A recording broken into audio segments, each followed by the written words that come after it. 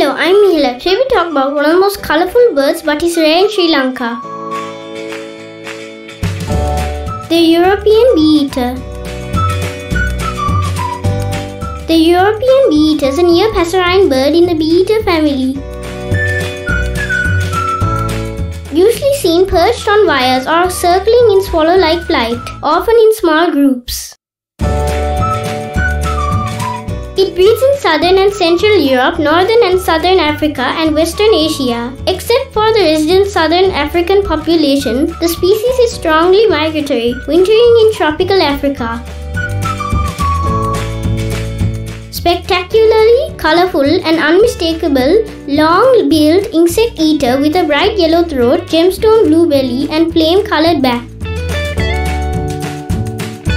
Feeds by catching insects on the wing.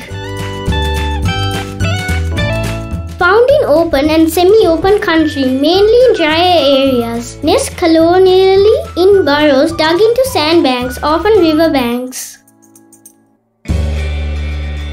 Their calls are like